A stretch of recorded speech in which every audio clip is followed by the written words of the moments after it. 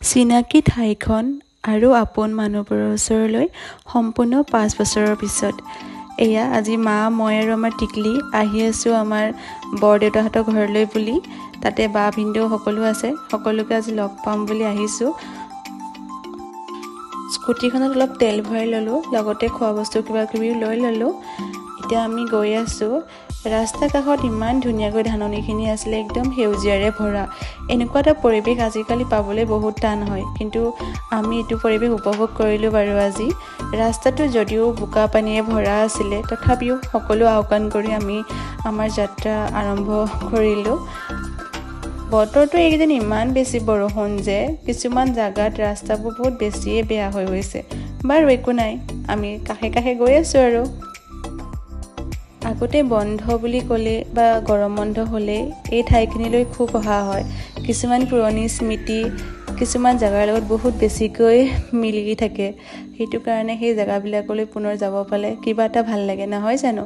এয়া বৰষুণ আকৌ আৰম্ভ হ'লেই। আমি ছাতি লৈ এবাৰ ওলাই আছোঁ, একদম ৰঙা নীলা হালধীয়া ছাতি লৈ ল'লোঁ। বাৰু ভিনদেউ ঘৰত পালোঁগৈ। যোৱা লগালগ একদম হাঁহৰ ফাৰ্মত সোমাই গ'লোঁ। এতিয়া কোনটো হাঁহ খাম চাই আছোঁ।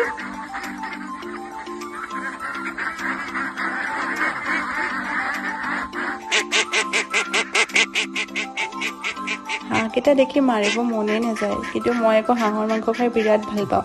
এয়া মই ভাল পাওঁ, ভিনদেউৱে নকৰিব, সেইটো হ'বই নোৱাৰে। আহিয়ে লাগি গ'ল নহয় হাঁহ বচা মেলা কামত।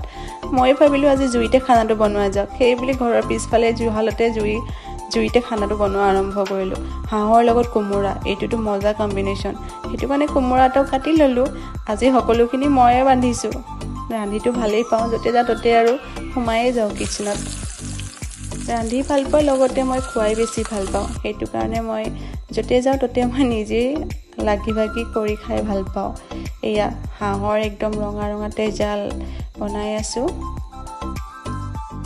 আজিকালি মানুহবোৰ ইমানেই ব্যস্ত হৈ পৰিছে যে নিজৰ মানুহখিনিৰ ওচৰলৈ যাবলৈ সময় নোপোৱাৰ দৰে।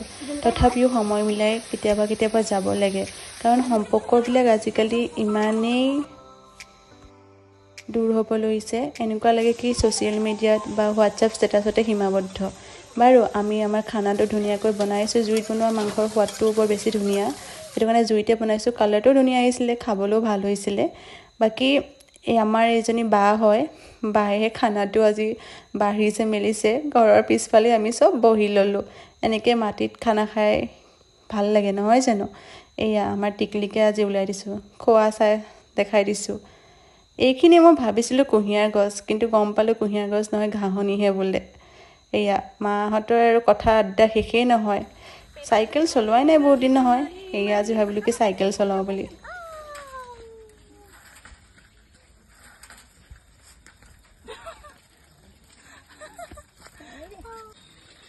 স্কুল লাইফত বহুত চাইকেল চলালোঁ, কিন্তু বহুত বছৰ চলোৱা নাই যে, সেইটো কাৰণে অলপ ধলং পলং কৰিছোঁ।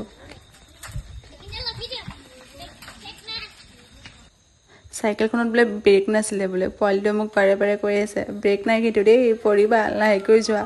কিয় পৰিম, নপৰোঁ ন। এইবিলাক আমাৰ শৈশৱ হয়, চাইকেল কিমান চলাইছিলোঁ। গাঁৱৰ পৰিৱেশৰ সমান নগৰৰ যান্ত্ৰিকতা হ'বই নোৱাৰে। এইখিনি তিল গছ, বিহুত তিল যে লাগে, সেইটো কাৰণে তিল খেতি কৰিছে। মুৰ্গীকেইজনীয়ে যেন মোকেই চাই আছিলে, ইমান ধুনীয়াকৈ ৰৈ আছে সিহঁতি।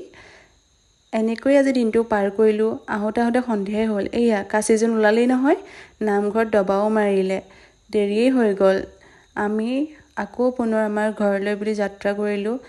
সম্পূৰ্ণ দিনটো আপোন মানুহবোৰৰ সৈতে কটোৱা সময়খিনি বৰ সোনকালেই গুচি গ'ল। ভাল লাগিলে। এই মেমৰিখিনি এটা ভিডিঅ' আকাৰে সাঁচি ৰাখিলোঁ। বাৰু মোৰ ভিডিঅ'টো চাই কেনেকুৱা পালে জনাব। যদি ভাল পাইছে লাইক, কমেণ্ট, শ্বেয়াৰ, ছাবস্ক্ৰাইব কৰি দিব। ধন্যবাদ।